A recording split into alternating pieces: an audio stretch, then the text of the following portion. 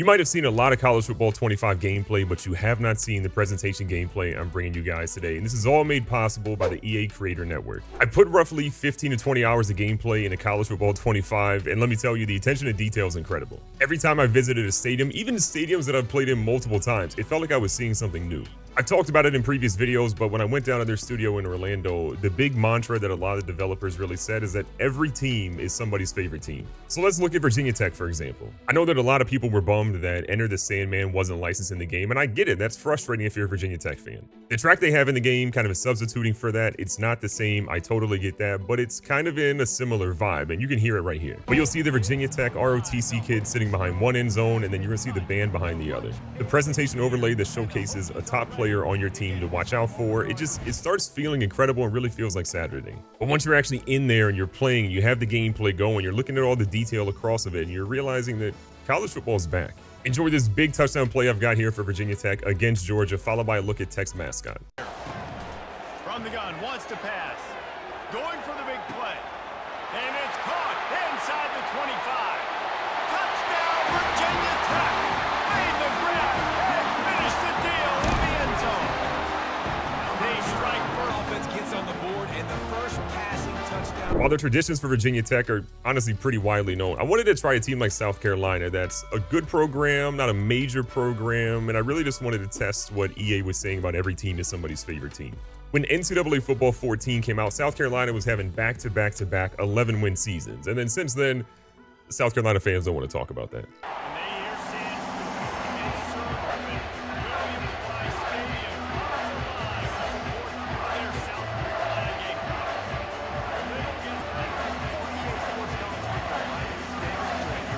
When it comes to actually looking at their intro to their stadium, look at how detailed their mascot is. Look at the fans swinging things around like crazy. Their famous chant, it's in the game too. Take a listen.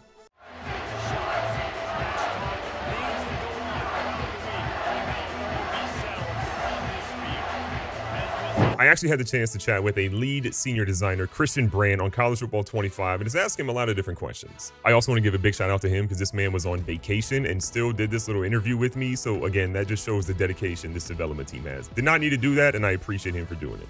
And to his credit even more, the amount of stuff he gave me to say, hey, you got to check out this, or oh, I can't believe I forgot about this. Like, he gave me so much that I try to pack this video full of gameplay, presentation, cool stuff for you guys. If we travel a short distance from South Carolina to North Carolina, there's a very tiny detail that's incredible to actually see in the game. If you're a diehard UNC fan, you know all about Charlie Choo Choo Justice, who famously wore the number 22 while he played for UNC's football team during the late 1940s. To honor Justice, the 22-yard hash marks on UNC's football field at Kenan Stadium are Carolina blue. It's a ridiculously small detail that most people would probably think to never add, but the development team on CFB 25 made sure it's in the game. Oh, and I just want to add, pulling off a hurdle like this in the game, even if you're playing as a team like Carolina, go Duke, it just feels great. But speaking of small details, one of my favorite mascots in all of college football is Minnesota's Goldie Gopher. This isn't going to trigger every time because I spent a lot of time trying to figure out how to actually get this one to work, but on big plays like touchdowns, for example, you might be lucky enough to see Goldie Gopher spin their head around to celebrate what happened on the field.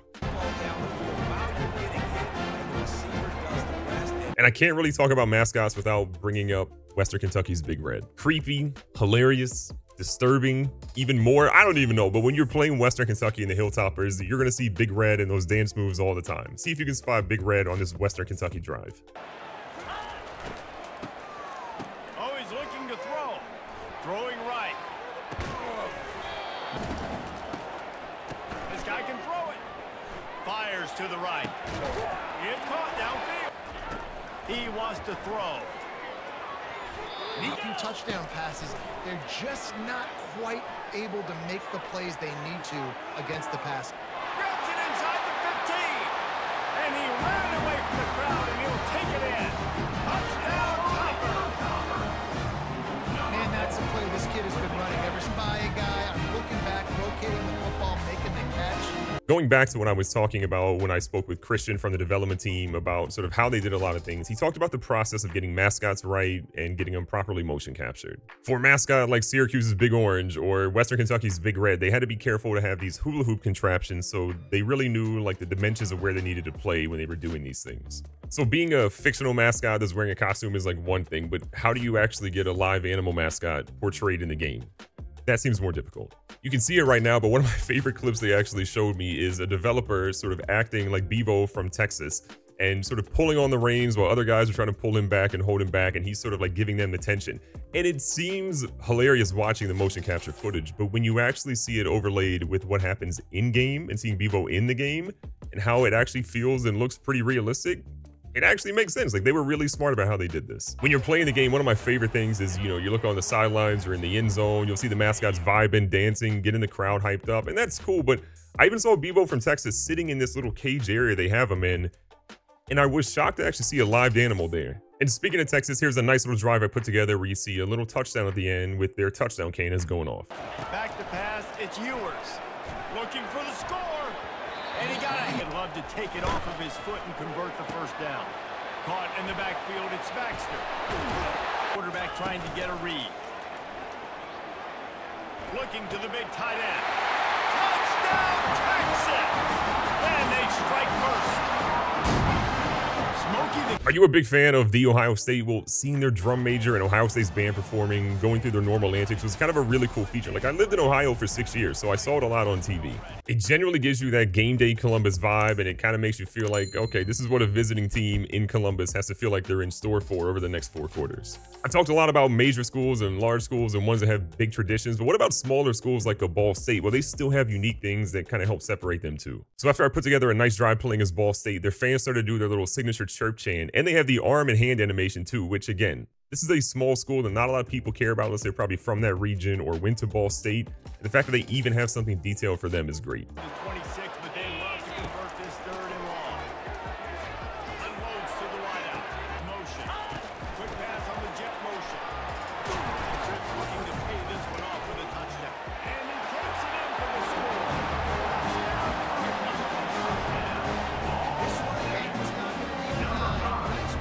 And speaking of signature chants, there are a ton of them, and there's a bunch that have animations tied to them in the game as well.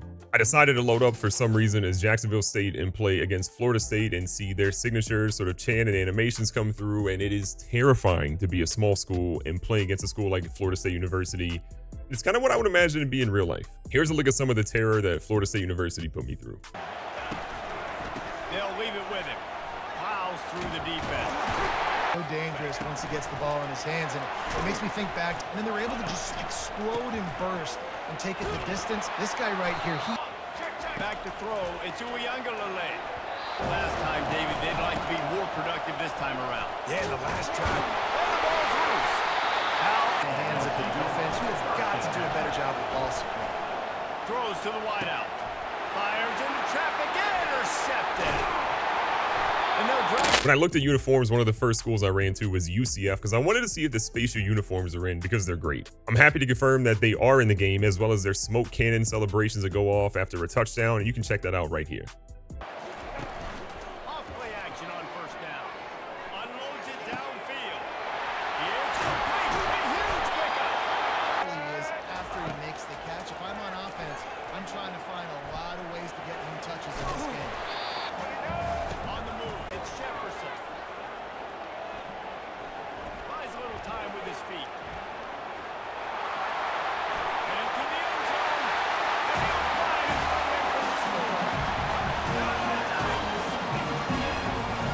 the score. I've covered a lot of different schools, but even the attention to detail on military schools is fantastic. I booted up Army versus Navy, and I can confirm the tsunami bounce is in the game and it's alive and well. And to me, the tsunami bounce is something that probably wouldn't have gotten the time to shine if they didn't have the picture-in-picture play call system. Whether it's the tsunami bounce or just seeing the fan reactions or just seeing all these different elements of the game, you can see it in that little top left window versus when you would have never really seen it before because of the way the play call system was. Penn State's whiteout is a thing of beauty, and I even noticed the blue S kind of hidden in the crowd too. When I talked to Christian from the development team, he simply told me that if you see it on Saturday from a crowd stripe pattern, there's a very good chance the team's going to have it in the game.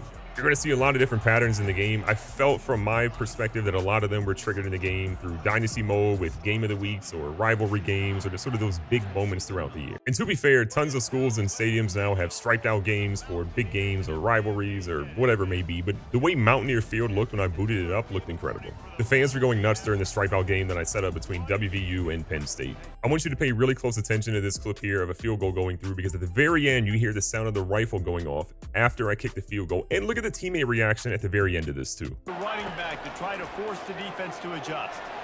He tosses one high and deep down. Football, I don't know if it was miscommunication, but the ball thrown out of bounds and just on to the next down. Routine, a 48-yard attempt from the right hash. It's good. And the first points of the day come on that field goal. That's exactly what you want as a coach. You want to drive the ball down the field and get some form of points to create some momentum for your squad to start the season. How about the kicker? 1 for 1 of the year. He's perfect. But can we really talk about college football traditions without discussing Notre Dame? Love them or hate them, seeing touchdown Jesus, seeing the players come down the tunnel and sort of tap the play like a champion today really feels like Saturday. A really small detail that I captured that I want you to pay a lot of attention to is on this throw to the corner of the end zone. It ends up being dropped, but pay attention to the actual fans. I kind of jumped in an instant replay to show you here, but watch their reactions go from raised hands of excitement or anticipation to then just utter disappointment when the ball hits the ground. And good coverage and better hands by the defender to knock it down in the end zone. QB's trying to throw a quick one down there in the end zone. The great news for Notre Dame, though, is that even though we happen to drop that touchdown throw, there's a great one right here, plus maybe a little celebration that fans might love as well. Swatting that thing away for the incompletion. Oh, he loves to fire downfield. Touchdown, Notre Dame! And they'll put that scoreboard operator to work and put 6 on the board. Yeah, you got to have your big boys up front, create you some time, buying you some time, and he starts all the way on the right side, comes to the left. What do you have? When we're talking about presentation, though, we have to talk about what they're doing for the national championship. The score bug at the bottom of the screen gets a beautiful revamp here with a little color scheme change to help showcase the importance of a national title game. But don't sleep on the end of the game celebrations too. I think that was one of my biggest fears of, like, what will the national championship look like? What will the sort of celebrations look like? Are we gonna get bored of that or be disgusted by it? I feel like they settled on a really good option. Enjoy this little gameplay showcasing team walkouts, fans getting hype, and a whole lot more. And there's a big play that happens, not in my favor, but I want you to pay attention to it at the very end to see sort of how fans react, because we've all been there.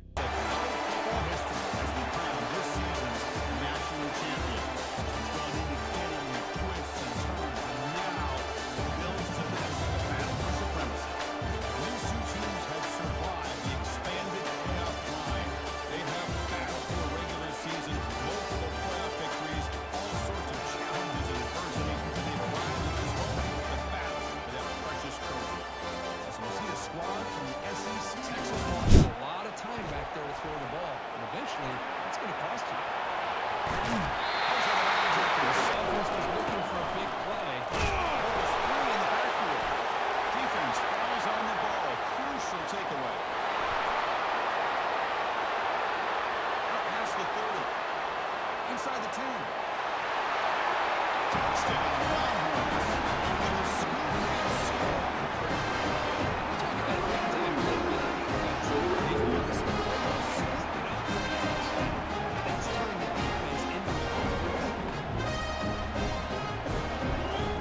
The fan reactions are great, but let's talk about the national championship celebration. This is your very first look at it, and I'm going to tell you the very last part of it is incredible.